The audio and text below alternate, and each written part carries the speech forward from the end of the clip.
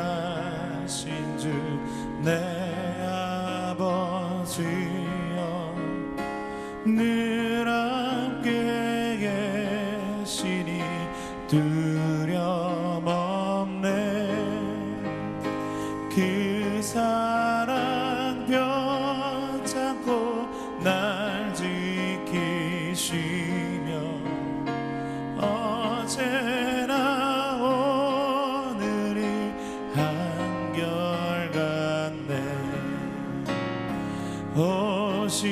오시시라신 주 오시시라신 주 날마다 자비를 베푸시며 일용할 모든 것 내려주시니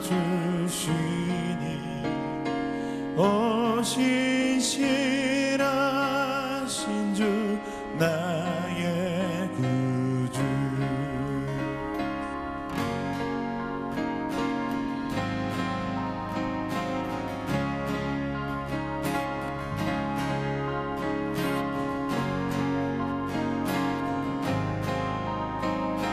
한 번 더 고백할까요? 오시시라신 주 오시시라신 주 내 아버지여 늘 함께 계시니 두려움 없네. 그 사랑 변찮고 날 지키시며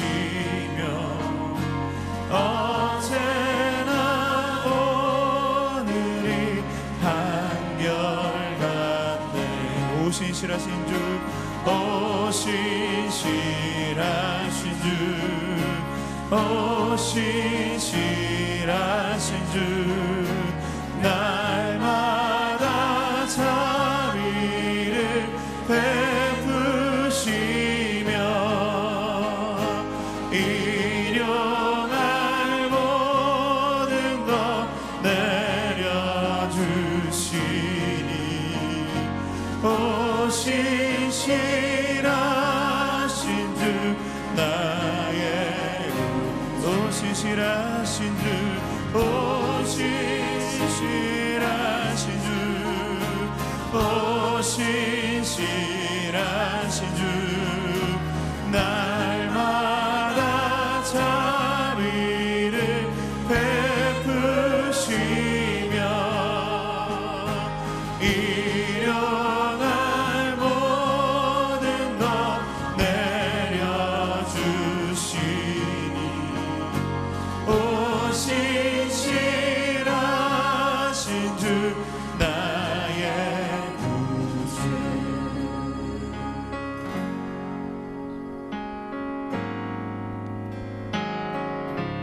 우리 하나님은 신실하십니다. 여러분 믿으십니까?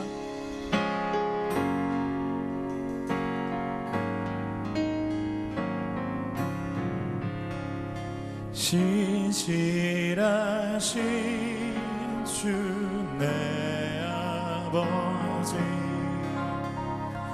날 지키시고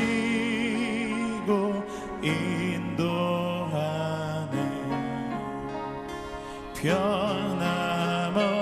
변함없으시 주의 사랑 나의 소망 주 따라가. 우리 함께 오른손을 높이 들고 신실하신 주 내 아버지 날 지키시고 인도하네. 변함없으신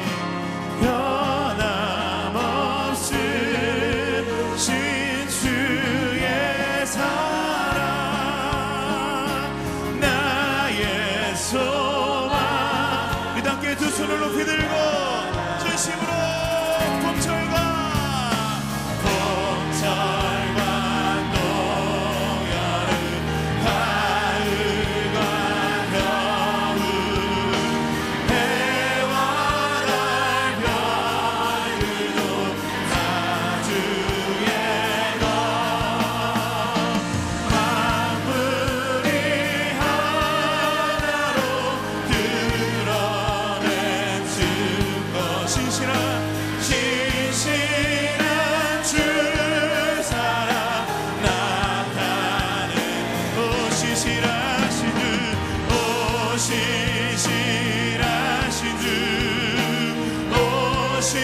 신실하신 주 날마다 참 일을 베푸시며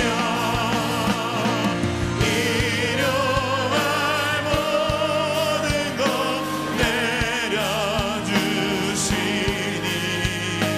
오 신실하신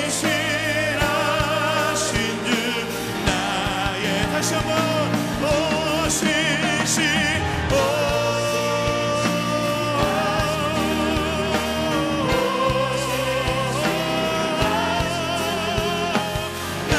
날마다 참 일을 베푸시며 일용할 모든 것 내려주시니 오 신실하신 주 오 신실하신 주 오 신실하신 주 함께 나의 구주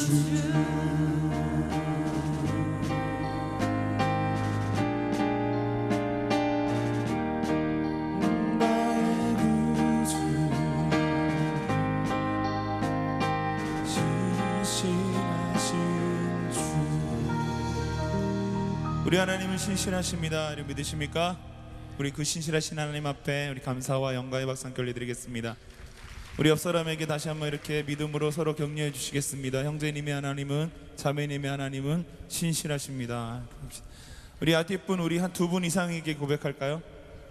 이렇게도 고백합시다. 형제님의 하나님은 좋으신 하나님입니다. 자매님의 하나님은 좋으신 하나님입니다. 아멘. 우리 다시 한번 그 하나님 앞에 감사와 찬양의 박수로 함께 영광 드리시겠습니다. 할렐루야.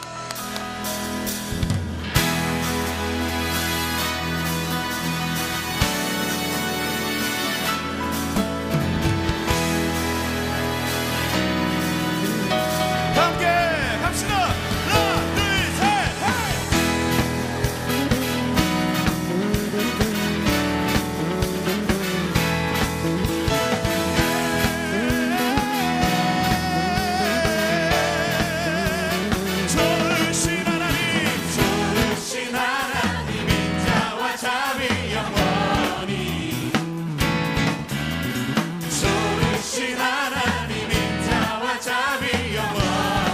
다시 한번 좋으신 하나님 인자와 자비 영원히 좋으신 하나님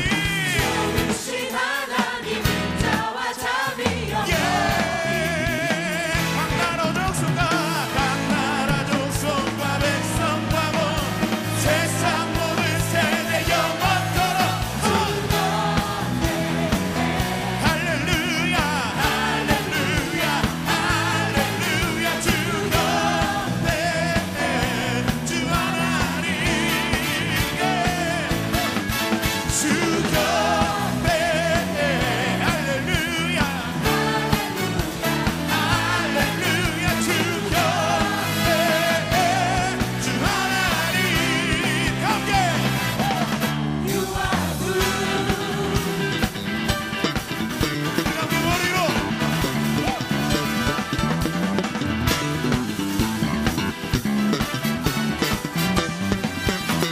다시 한번 선포합시다. 좋으신 하나님 인자와 자비 영원히 좋으신 하나님 인자와 자비 영원히 다시 한번 믿음으로 선포합시다. 좋으신 하나님 인자와 자비 영원히 좋으신 하나님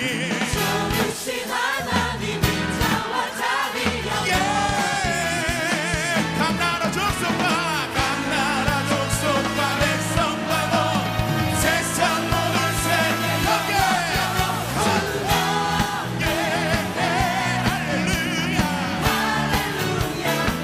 할렐루야 주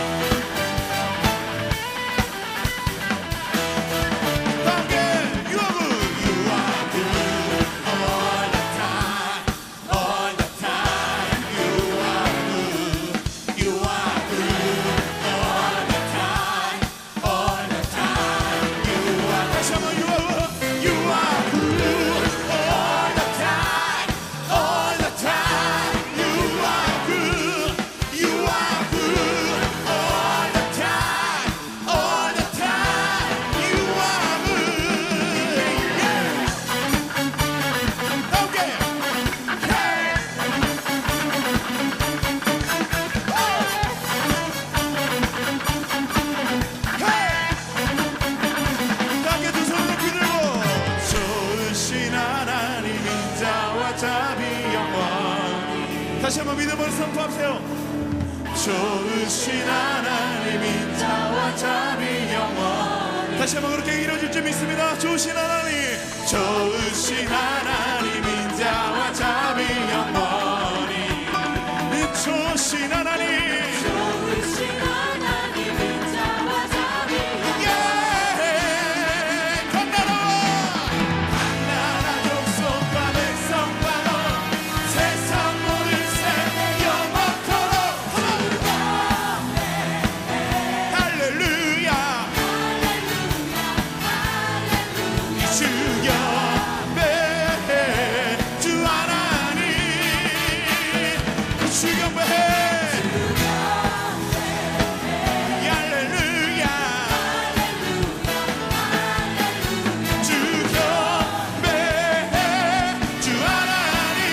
치면서 여러분의 목소리로 주경배해.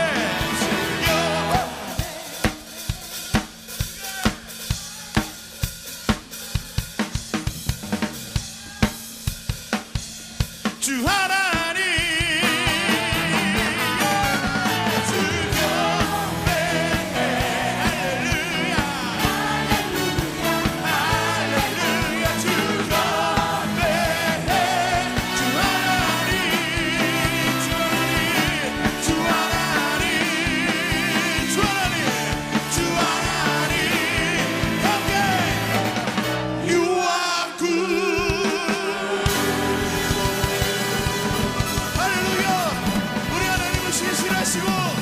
좋으신 하나님이십니다. 주님을 찬양합니다. 아멘. 우리 다시 한번 옆 사람에게 믿음으로 선포합니다. 형제님이 하나님 좋으신 하나님입니다. 자매님이 하나님 좋으신 하나님입니다. 아멘.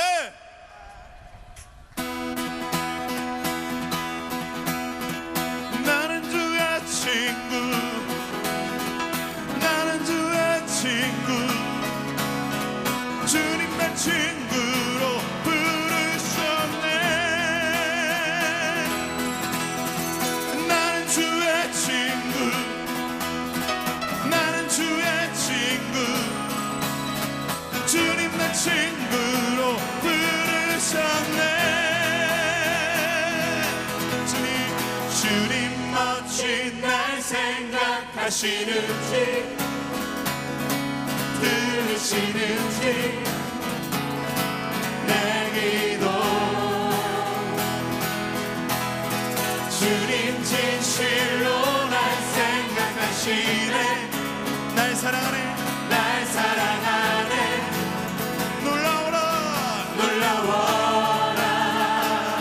함께 주님 멋진 날 생각하시는지 들으시는지 내 기도. 주님 진실로 날 생각하시네. 우리 한 사람에게 널 사랑하네, 널 사랑하네. 아멘. 다 함께 놀라워라 놀라워라. 예. 나는 주의 친구, 예. 나는 주의 친구, 예. 주님 내 친구로 부르셨네. 다시 한번. 나는 주의 친구, 예. 나는 주의 친구, 예. 주님 내 친구로 부르셨네. 예. 주님 멋진 날 생각하시는지 어떻게 생각할까요? 들으시는지 들으시죠? 내 기도. 여러분 믿으십니까?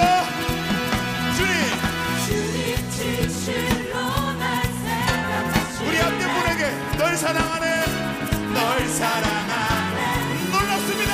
함께 놀라워라 놀라워라 놀라워라 놀라워라. 예.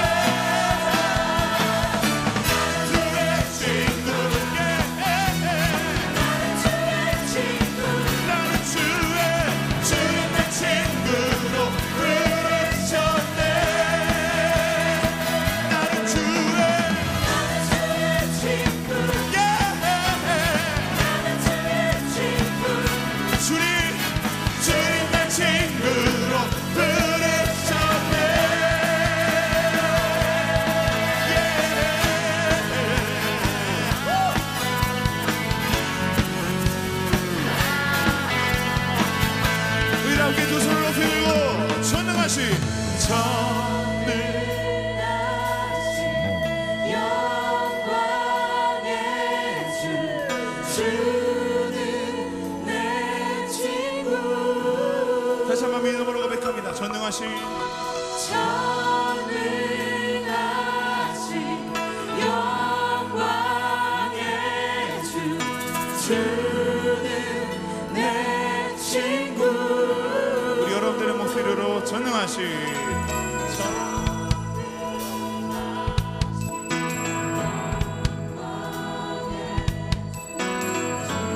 누구예요?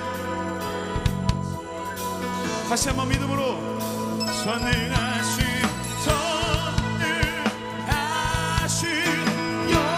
영광의 주 주는 내 친구 다시 한번 전능하신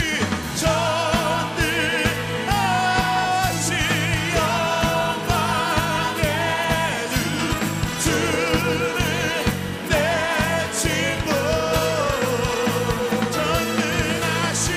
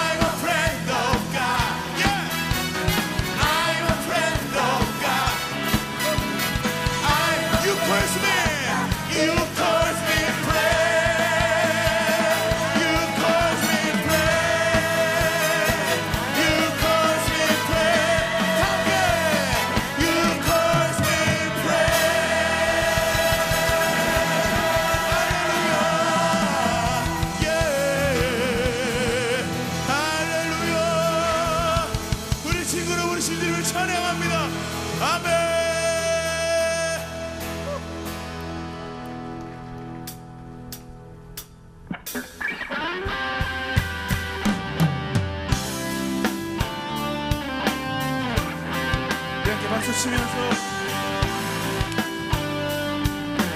새로운 찬양합니다.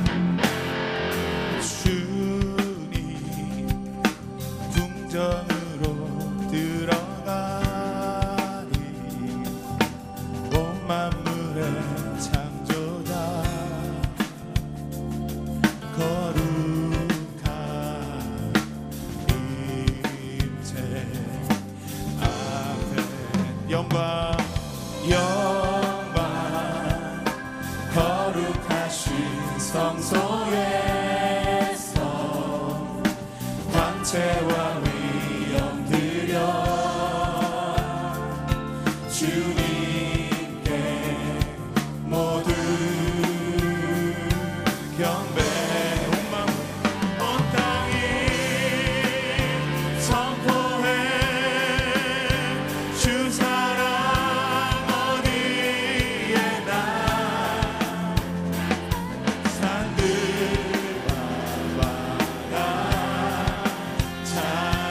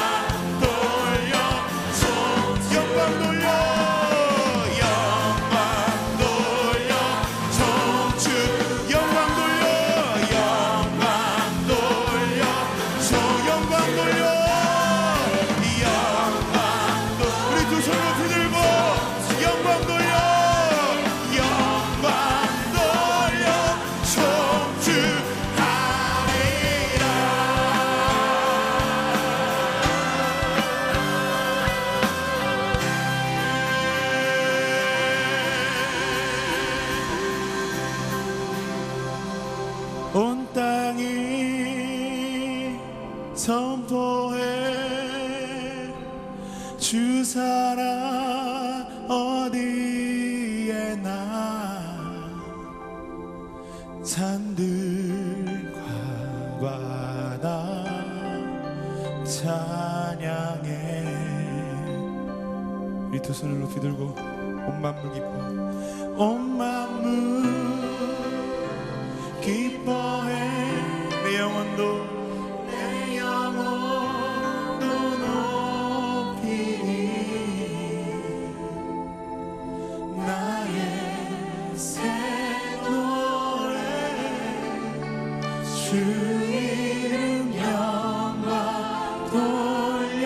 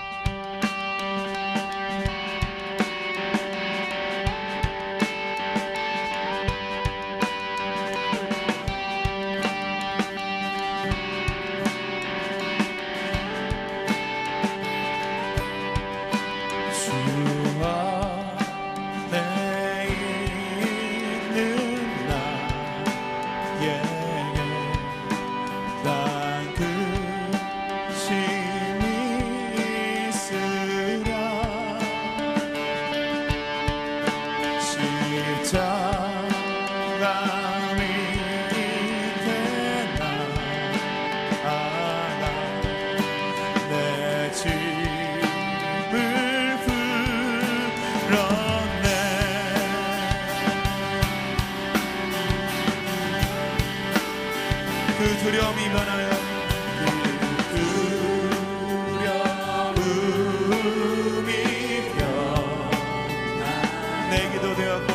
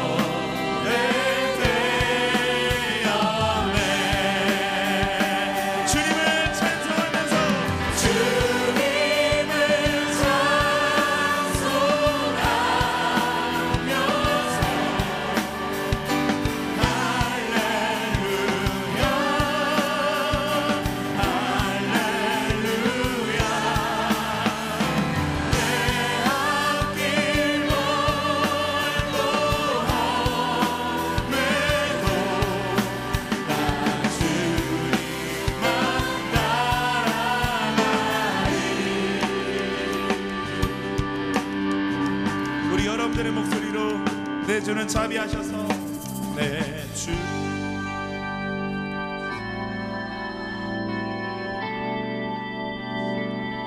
늘 함께 계시고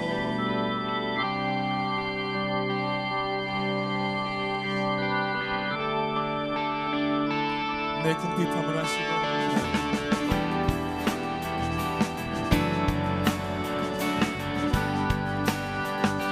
늘 채워주십니다. 늘 채워주시네.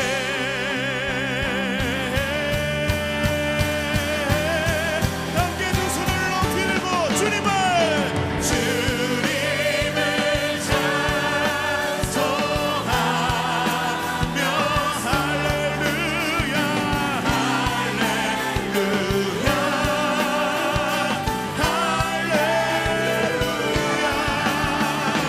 할렐루야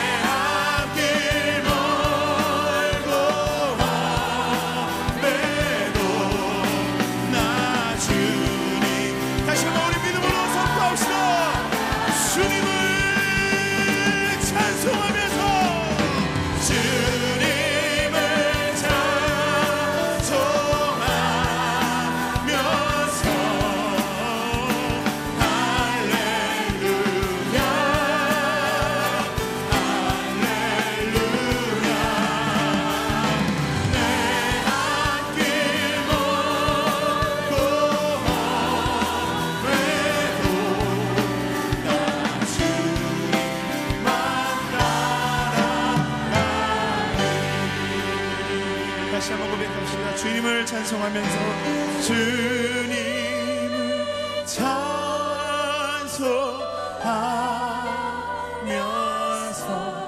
할렐루야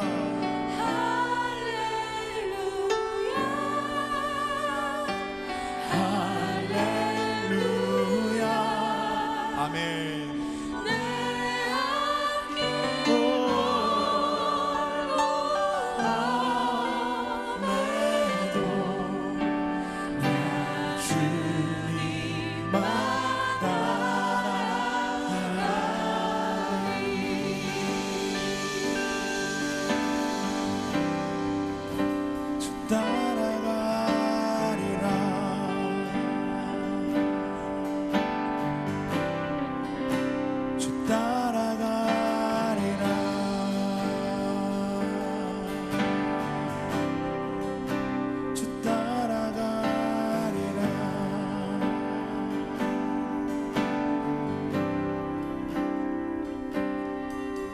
예수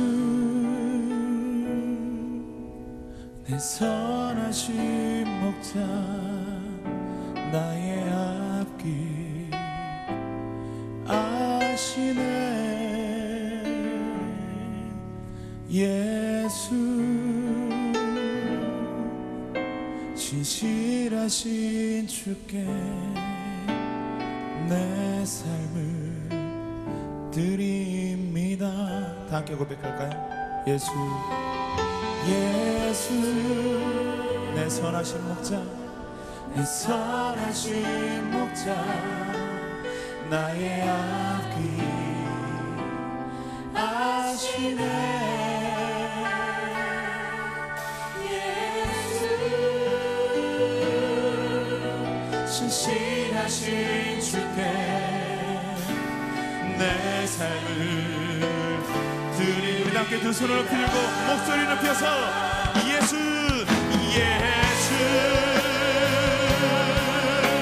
내 선하신 목자 나의 앞길 아시네 예수 신실하신 주께 다시 한번 우리 선한 목자 되신 예수 그리스도 앞에 예수 내 선하신 목자 예수 내 선하신 목자 나의 앞길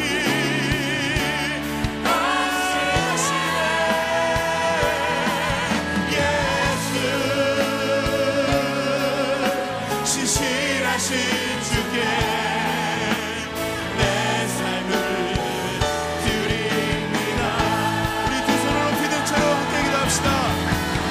예수님이 우리와 함께 하십니다. 그리고 예수님께서는 우리 모든 삶의 우선순위를 주님께 드리기를 원하고 계십니다.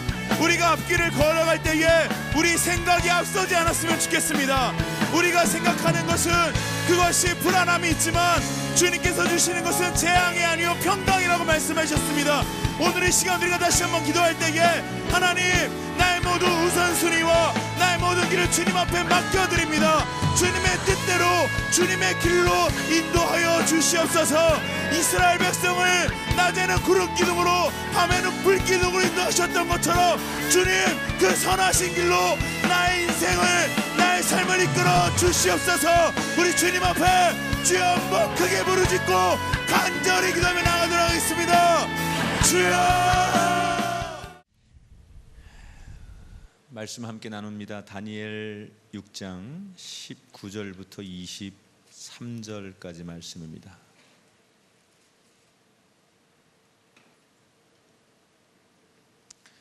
다니엘 6장 19절부터 23절까지 우리 다 같이 한 목소리로 같이 말씀을 한번 읽어 보겠습니다. 이튿날에 왕이 새벽에 일어나 급히 사자굴로 가서 다니엘이 든 굴에 가까이 이르러서 슬피 소리질러 다니엘에게 묻되 살아계시는 하나님의 종 다니엘아 내가 항상 섬기는 내 하나님이 사자들에게서 능히 너를 구원하였느냐 하니라. 다니엘이 왕에게 이르되 왕이여 원하건대 왕은 만수무강하옵소서. 나의 하나님이 이미 그의 천사를 보내어 사자들의 입을 봉하셨으므로 사자들이 나를 상해하지 못하였사오니 이는 나의 무죄함이 그 앞에 명백함이요 또 왕이여 나는 왕에게도 해를 끼치지 아니하였나이다 하니라.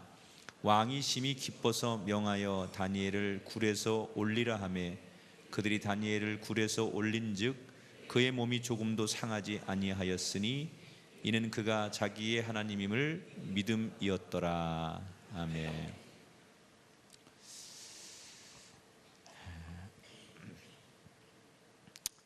요즘 사람들에게 최대 관심 중에 하나는 잘 사는 것을 넘어서서 이제는 어떤 것이 가치 있게 사는 것인가, 이런 꿈을 많이 꾸는 것 같아요.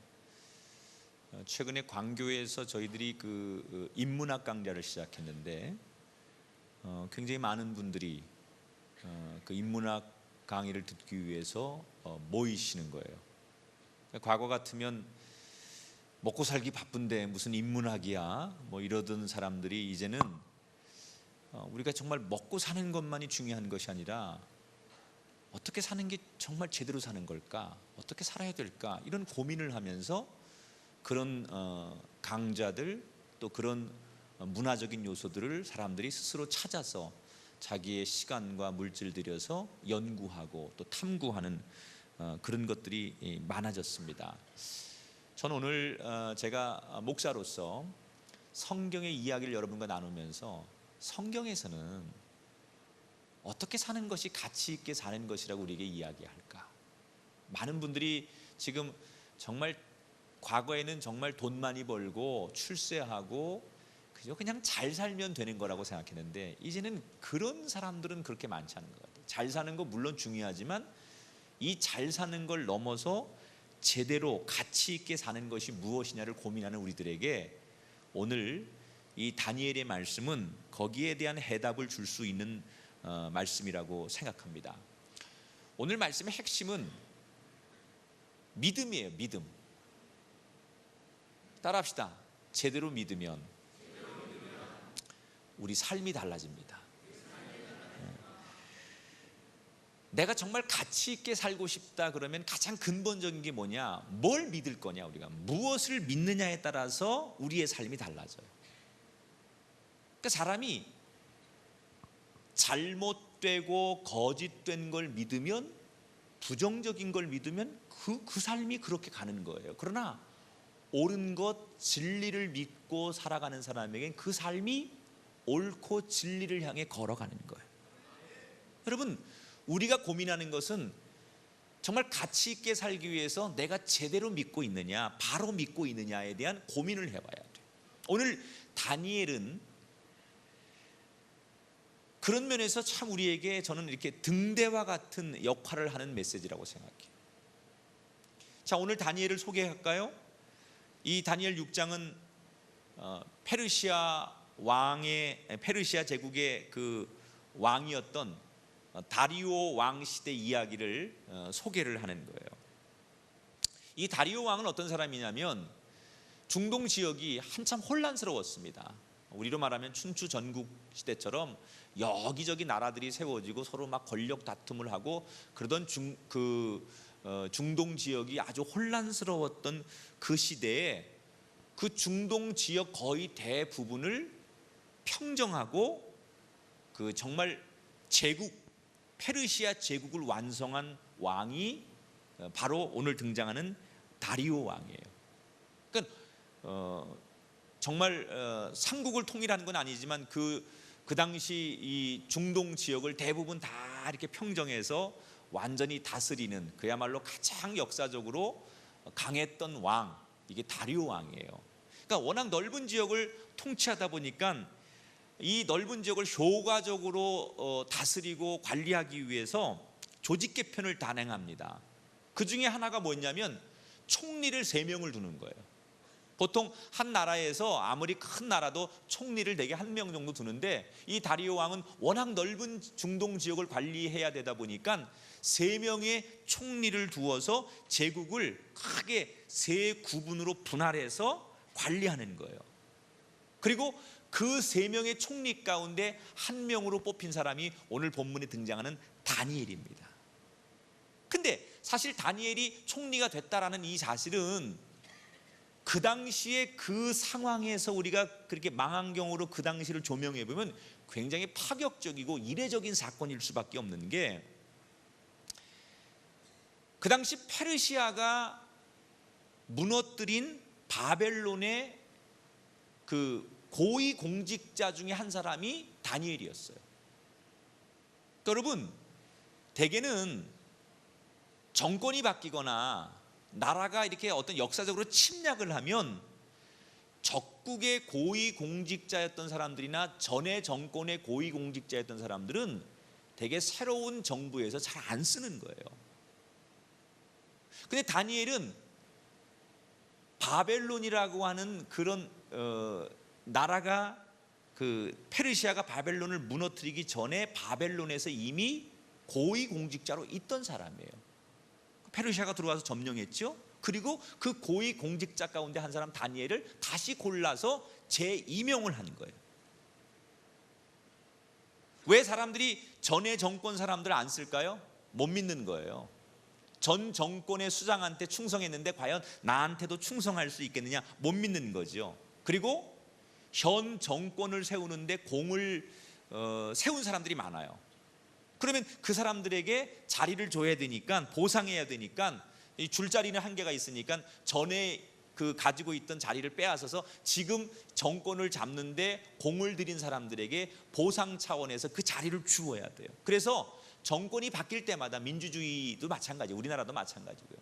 정권이 바뀔 때마다, 심지어 같은 여당 같은 야당에서 정권이 바뀌어도 전 정권에 있던 사람들이 별로 재등용되는 예가 없어요. 뭐 이번에 여러분 이명박 정부에서 박근혜 정부로 넘어오면서 장관직을 계속 유지한 사람이 불과 몇 사람에 불과합니다. 다니엘은 더군다나 그런 논리로 보면 페르시아 입장에서 보면 바벨론은 완전히 적국이에요.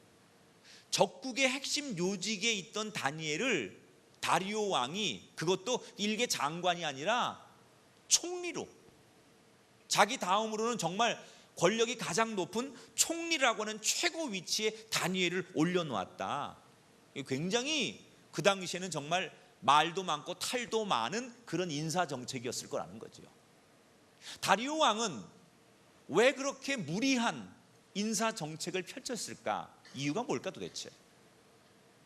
여러 가지 이유가 있겠지만 저는 가장 큰 이유가 다리오 왕이 이 다니엘에 대해서 매력을 느낀 거예요. 어떤 매력을 느꼈을까요? 적어도 이 다리오 왕이 다니엘을 알고 있는 정보, 경험한 그 정보는 어떤 거였냐면, 이 사람은 비록 적국의 요직에 있던 사람이지만 인품이나 또는 어떤 일을 맡겼을 때 그의 능력이 다른 사람들이 따라올 수 없을 만큼 출중했다는 것을 말하는 거예요. 비록 적국의 사람이기 때문에 이 사람을 등용하면 그만큼의 말도 많고 탈도 많고 자기 자신에게 문제가 될 것도 이 다리오 왕이 알았지만, 그럼에도 불구하고 다니엘을 등용했다는 것은 그 다니엘이 그만큼 훌륭하고 능력이 탁월하다라는 것을 사실 보여주는 거죠. 어떤 손해를 감수해서라도 놓칠 수 없는 너무나 중요한 인물이었다는 거예요. 저는 우리 청년들이나 젊은이들이 세상에서 이런 평가받게 되기를 바랍니다. 정말 여러분들 원수일지라도 어떤 대상자들이 여러분에게 어떤 손해가 감수되도록 나는 당신을 놓칠 수 없다, 이렇게 여러분을 붙잡을 수 있을 만큼 인품과 능력이 출중하기를 주의 이름으로 축원합니다. 자, 그런데 항상 양지가 있으면 음지가 있는 거예요. 잘 나가면 누군가는 또 배 아파하고 브레이크를 걸고, 잘 나가는 사람 밑에는 또 슬퍼하는 사람이 있는 거예요. 다니엘이 이렇게 잘 나가는 것을 페르시아 제국의 개국 공신들이 좋아할 리가 없어요.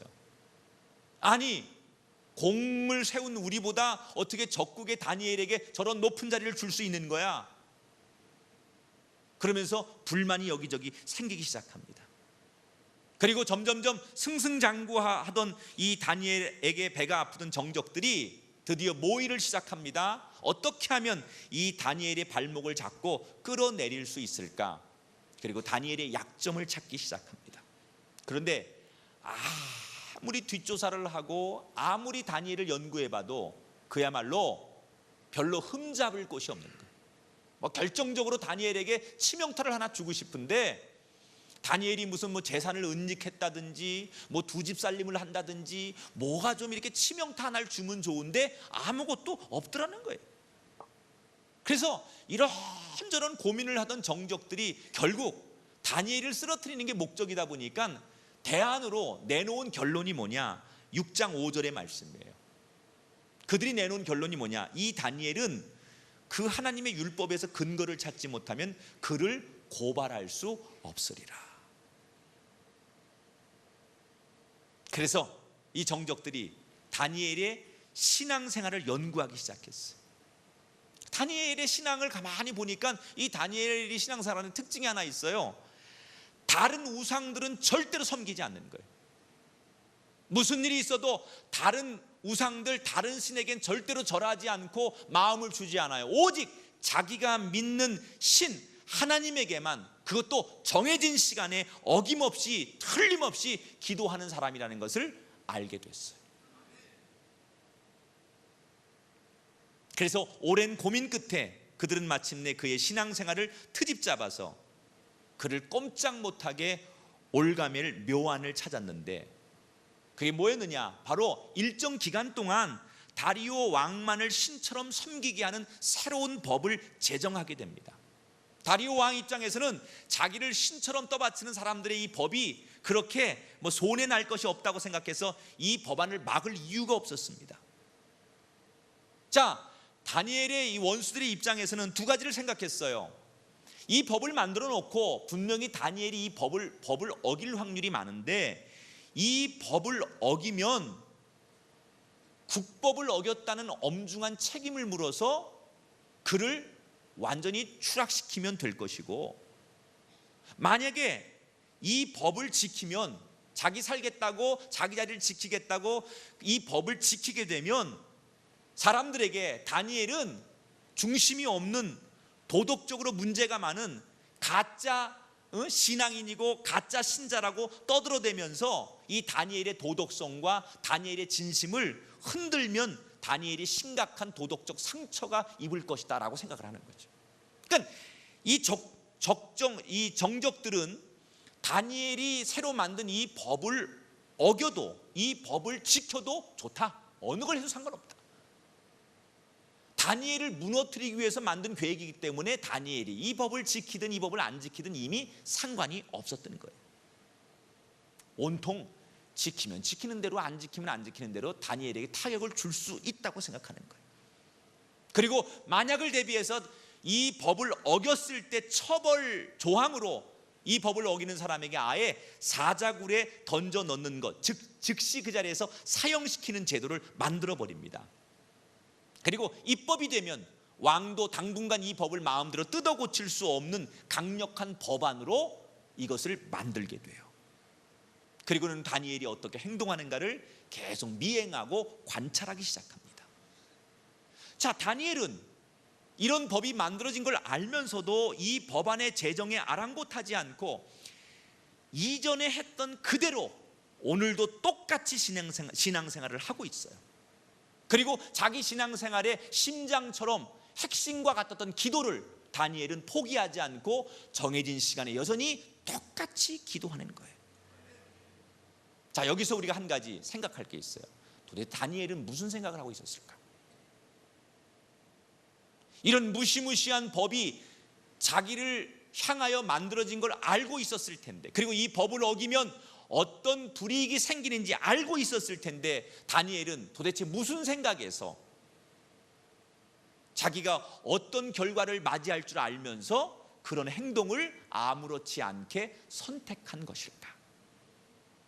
혹시 다리오 왕이 자기를 너무나 사랑하니까 내가 법을 어겨도 나를 살려줄 것이라고 믿은 걸까? 아니면 내가 몰래 기도하는 걸 누구도 발견하지 못할 것이다, 난 발각되지 않을 자신이 있다, 이렇게 믿었기 때문에 자신의 신앙을 포기하지 않은 걸까? 두 가지 다 아니었어요. 다니엘은 내가 기도하면 분명히 기도하는 것이 발각될 것을 알고 있었어요. 그리고 내가 붙들려서 사자굴에 던져질 것도 알고 있었어요. 자, 이 말을 정리하면 이렇게 해석할 수 있어요. 다니엘은 자기 스스로 내가 사자굴에 들어가야 되겠다라고 결심을 했다는 거예요.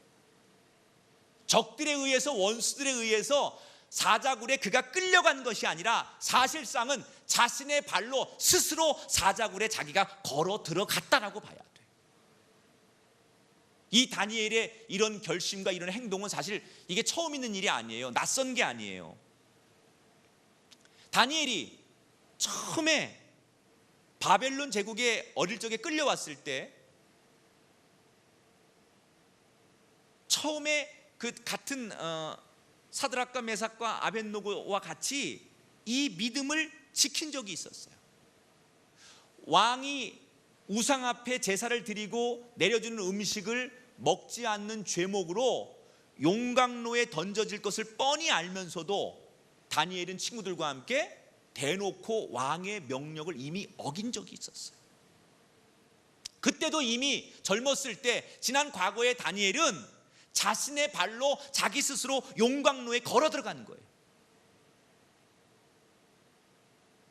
근데 여러분, 사실 이 다니엘의 이런 신앙의 고백은 신약으로 넘어오면 예수 그리스도의 모습에서 이 모습을 발견하게 돼요.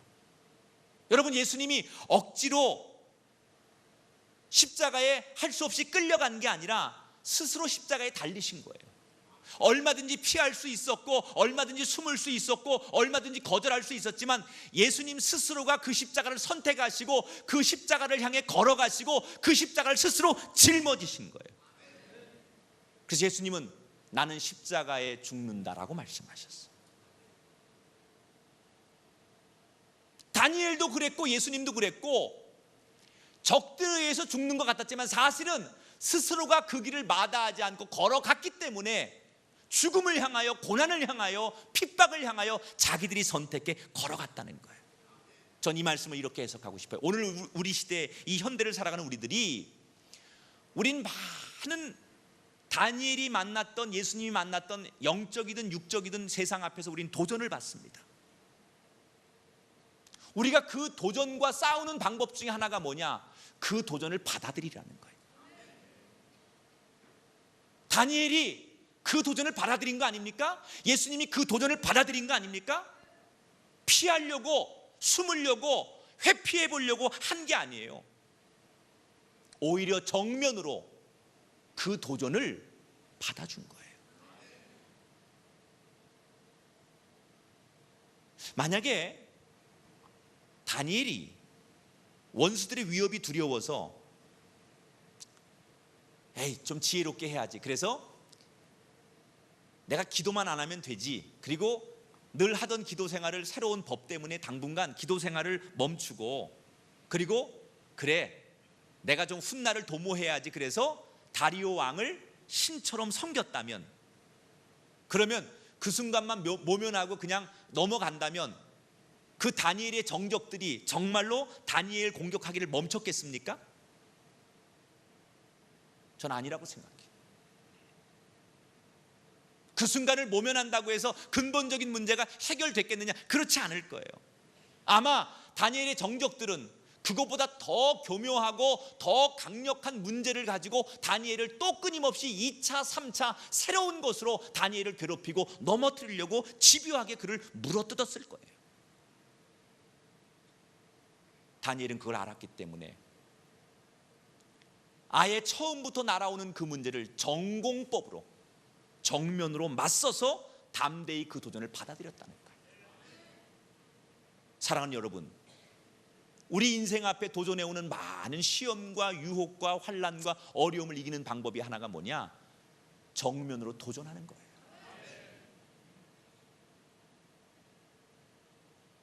여러분, 이런 거 있습니다. 늘 강한 자가 약한 자를 괴롭히는데, 그래서 늘 이 사람은 내가 이 사람을 늘 괴롭힐 수 있다고 생각하는데, 이 약자가 어느 날 갑자기 강자에게 덤비기를 시작해요. 그러면 이 강자가 움찔해지는 거예요. 고양이가 늘 쥐에게 천적이라고 생각하는데, 어느 날 갑자기 쥐가 고양이를 향해서 뭐 멍멍 그른다든지, 하여튼간 어차피 잡아 먹혀 죽나, 내가 깔려 죽나 마찬가지인데 한번 덤벼보기나 하자. 그리고 쥐가 만약에 고양이한테 덤빈다면 고양이가요 그렇게 옛날처럼 마음 놓고 쥐를 괴롭힐 수 없다는 거예요. 더군다나 우리 그리스도인은 믿는 구석이 있어요. 내가 이게 정말 싸울 수 없을 것 같은 대상이고 큰 환난과 역경일지라도 그것을 향해서 도전하면 우리 등 뒤에서 나를 지켜주시고 나의 후원자가 되신 하나님이 그 뒤를 책임져 주십니다. 다니엘은 이 믿음이 있는 사람이에요. 그래서 이전에 다니엘 3장 17절에 보면 아까 얘기한 대로 세 친구들과 함께 용광로에 던져졌을 때 그가 뭐라고 고백합니까? 왕이요, 우리가 섬기는 하나님이 우리를 맹렬히 타는 풀물 가운데서 능히 건져내실 수 있는 분입니다. 왕의 손에서 왕이 우리를 이 풀무불에 던질지라도 내가 믿는 하나님이 우리를 건져내실 겁니다. 아니 그리 아니하실지라도 그럴 수 있는 분인데, 혹 하나님이 다른 생각과 다른 계획이 있어서 우리를 이 풀무불 가운데서 건져내지 않으실지라도 우리는 왕이 섬기는 신 앞에 절할 수 없나이다.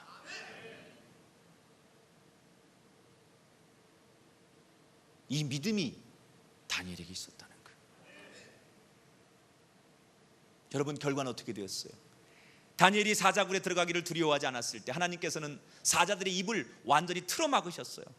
그리고 마치 다니엘 곁에 그 온순한 고양이들처럼 사자들이 그냥 엎드려서 다니엘을 손톱 하나 건들지 못하도록 하나님께서 이 사자들을 다스리기 시작했어요.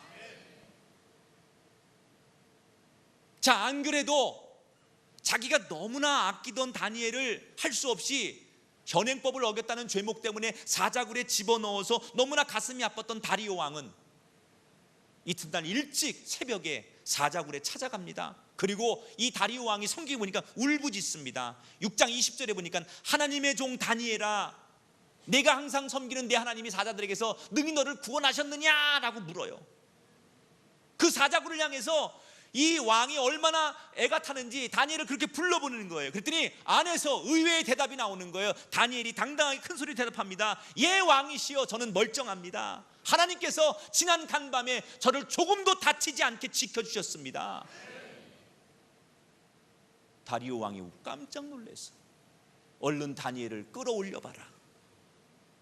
그리고 그의 몸을 살펴보니 정말 기적 같은 일이 생겼어요. 그 굶주리는 사자 굴 속에 다니엘을 지난 간밤에 집어넣었는데 하룻밤 사이에 아무 일도 없이, 정말 한 군데도 온몸에 상처가 난 데가 없이 멀쩡한 몸으로 그 사자굴에서 건져서 올라와집니다. 이 일을 보고 왕이 놀래 고백하죠. 성경은 이 일을 이렇게 증언합니다. 다니엘을 굴에서 올린지 그의 몸이 조금도 상하지 아니하였으니 이는 그가 자기 하나님을 믿었음이었더라. 여러분, 사자가 이기지 않습니다. 믿음이 이깁니다.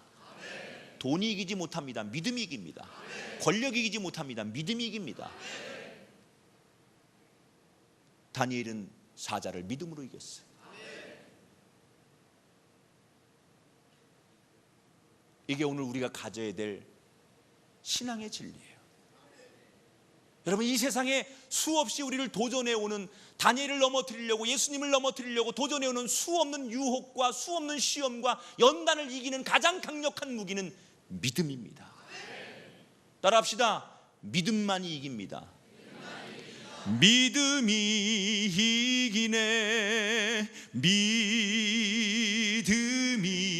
이기네, 주 예수를 믿음이 온 세상 이기네. 믿으십니까? 믿음이 이깁니다. 아무도 이길 수 없을 것 같은 그 사자도 믿음이 이겼습니다. 다니엘은 혼자였지만 수없는 무리들이 다니엘의 정적이었지만 숫자도 힘도 규모도 상대가 되지 않아요. 믿음이 있으면 적은 다윗이 골리앗을 이긴 것처럼, 나약한 이스라엘이 강대국을 이기게 하신 것처럼, 믿음이 있으면 어떤 상대도 이기게 할 줄 믿습니다. 여러분, 이번 한 주간 믿음으로 사셔야 됩니다. 다니엘을 모함하며 죽이려고 했던 사람들이 어떻게 되었을까요? 다리오 왕이 다니엘을 꺼내놓고 보니까 너무 섬찟하기도 하고 너무 놀랍기도 하고 이 문제를 어떻게 수습해야 되겠다고 생각한 그가 내린 결론은 다니엘 대신 다니엘을 모함했던, 다니엘을 그렇게 만들었던 그 모든 신하들을 잡아서 사자굴에 쳐넣었어요. 그랬더니 다니엘에게는 마치 온순한 고양이처럼 꼼짝도 못하던 이 사자들이, 그의 적들이 사자굴에 들어오니까 뼈 한 조각도 남기지 않고 그들을 몽땅 삼켜버렸어요. 다니엘 뭐 한 거예요? 전공법으로 맞선 거예요. 피하거나 숨거나 도망가지 않았어요. 맞부딪힌 거예요. 이번 한 주간 여러분, 다니엘처럼 여러분 삶에 정말 엄청난 큰 문제를 만나시거든 믿음 가지고 전공법으로 이기시길 축원합니다. 세상은 여러분의 믿음의 길을 누구도 막을 수 없습니다. 그 믿음의 길을 가고자 하는 여러분에게 하나님은 사자의 입도 막으시고 바람도 멈추게 하시고 파도도 멈추게 하시고 환난도 피해가도록 여러분을 지키시고 인도한다는 사실을 기억하면서 두려워하지 말고 염려하지 말고 겁먹지 말고 맞서서 믿는 구석이 있으니까 믿음으로 전진할 때 여러분의 삶에 형통한 기적이 일어나는 놀라운 한 주간이 될 줄 믿습니다. 우리 옆에 사람한테 인사하십시다. 믿음만이 당신을 지켜줍니다. 아멘. 우리 찬송같이 고백합니다. 내 평생에 가는 길 순탄하여 늘 잔잔한 강 같든지. 이 찬양 함께 고백합니다.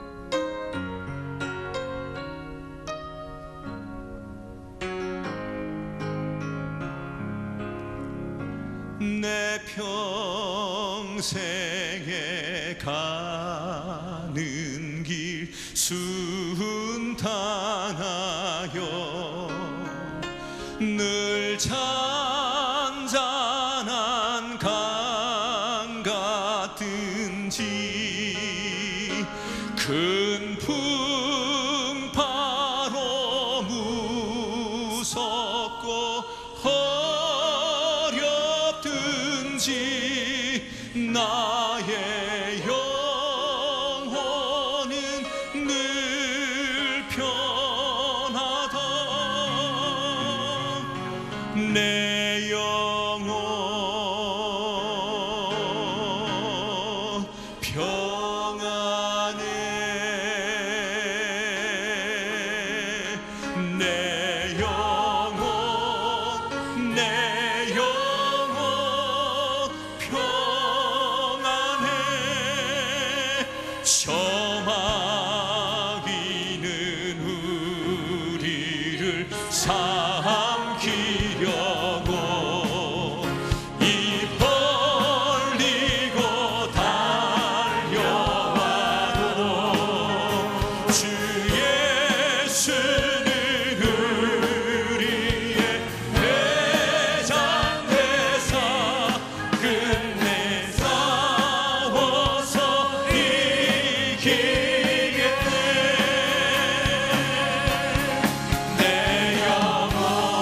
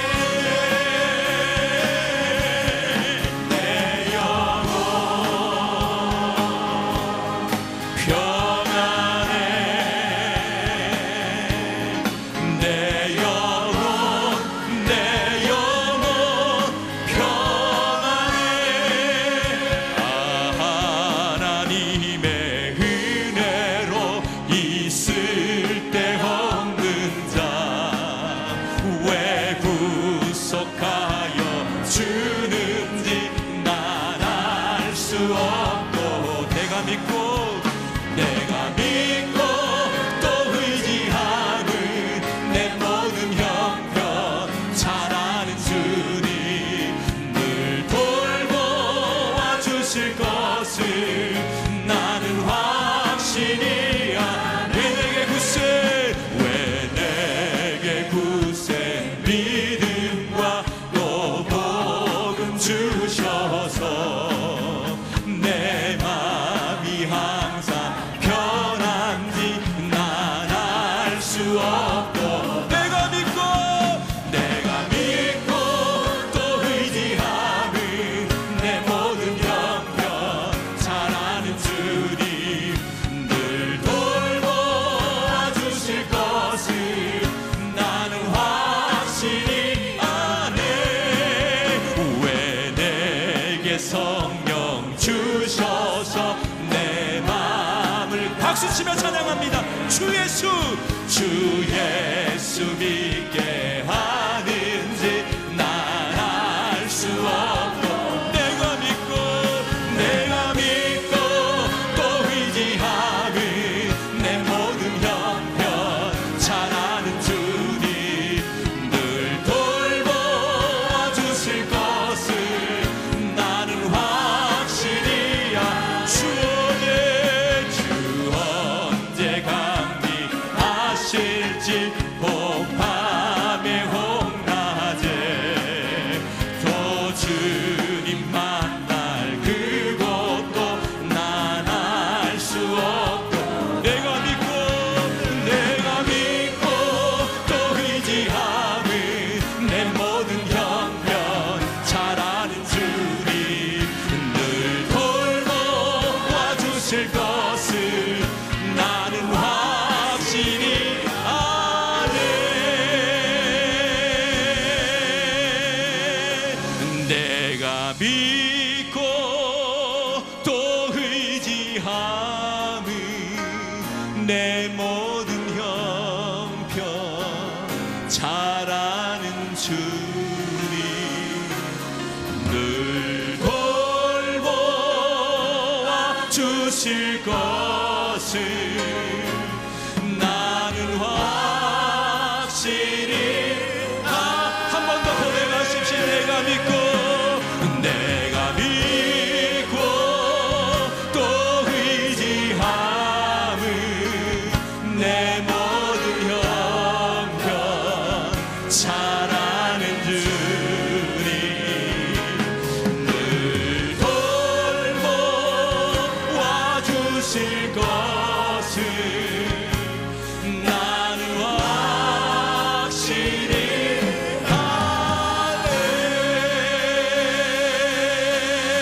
아네. 아멘. 할렐루야. 우리 한번 선포하십시다. 우리 믿음 가지고 한번 선포하십시다. 하나님, 내가 다니엘처럼 살겠습니다. 사자굴을 두려워하지 않겠습니다. 도전을 피하지 않겠습니다. 맞서 싸우겠습니다. 하나님을 믿습니다. 나를 지켜주실 줄 믿습니다. 우리 고백한 것 가지고 이 시간 기도하십시다. 하나님, 내 삶의 한 주간 동안 다니엘처럼 살기를 원합니다. 무서워서 피하지 않게 하옵소서. 내 인간의 머리로 그것이 지혜인 양 착각하지 않게 하시고 도전하게 하옵소서. 맞서 싸우게 하옵소서. 나의 등 뒤에서 나를 지키신 하나님을 내가 믿사오니 다니엘처럼 기적이 일어나게 하시고 승리의 깃발이 나붙게 하여 주옵소서. 나를 그렇게 사용하여 주시옵소서. 우리 함께 주여 한번 부르고 통성으로 기도합니다. 주여.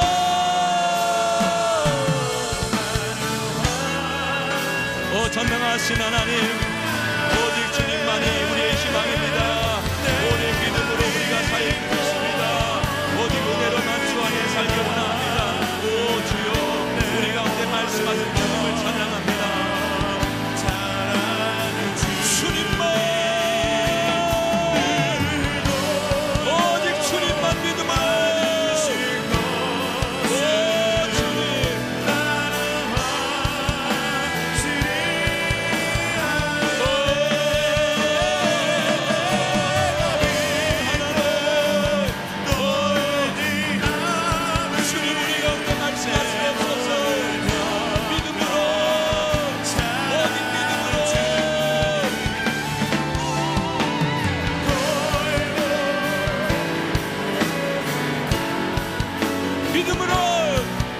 오직 믿음으로 살리라. 내가 믿음으로 살리라. 하나님, 우리가 믿음 가운데 다니엘처럼 선포합니다. 고백합니다. 믿음대로 될지어다. 흔들리지 않습니다. 세상이 다 변해도 난 믿음으로 삽니다. 하나님,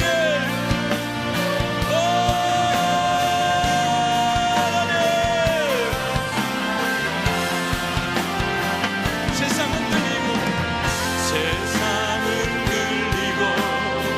사람들 변하여도 나는 주를 섬기리. 주님의 사랑은 영원히 변하지 않네. 나는 주를 신뢰해. 선포합시다. 오직 믿음으로, 오직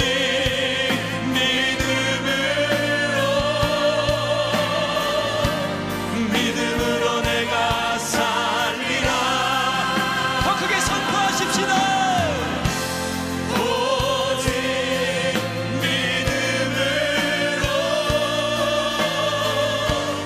믿음으로 내가 살리라. 믿음 흔들리고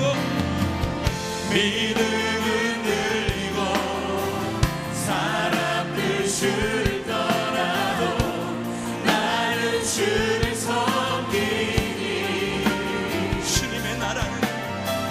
주님의 나라는 영원히 쇠하지 않네. 나는 주를 신뢰해. 아멘.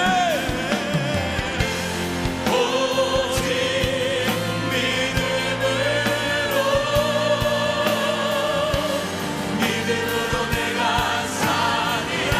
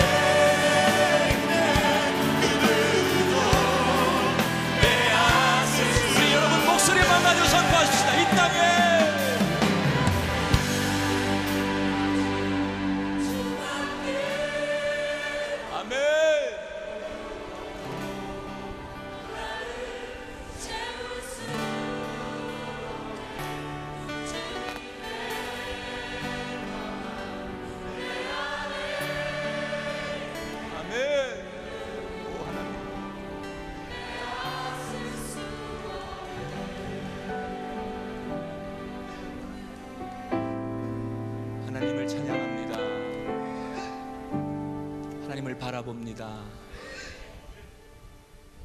여전히 내 등 뒤에서 나를 지키신 하나님을 바라봅니다. 그 하나님을 신뢰합니다.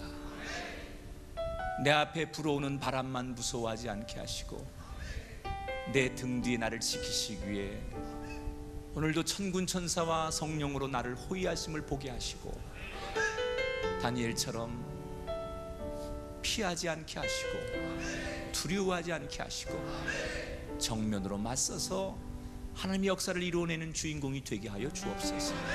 한 주간 우리 앞에는 하나님이 평탄의 길만 주시지 않습니다. 수없는 난관과 도전들이 우리 앞에 있을 줄 압니다. 그러나 우리는 두려워하지 않습니다. 우리와 함께 하실 하나님을 믿기에 다니엘처럼 전진합니다. 기적의 한 페이지가 써지게 하시고 또 다른 다니엘의 이야기가 나의 삶을 통하여 한 주간 동안 쓰여지도록 하나님 주장하시고 인도하여 주옵소서. 거룩한 조일 심없고 돌아갑니다.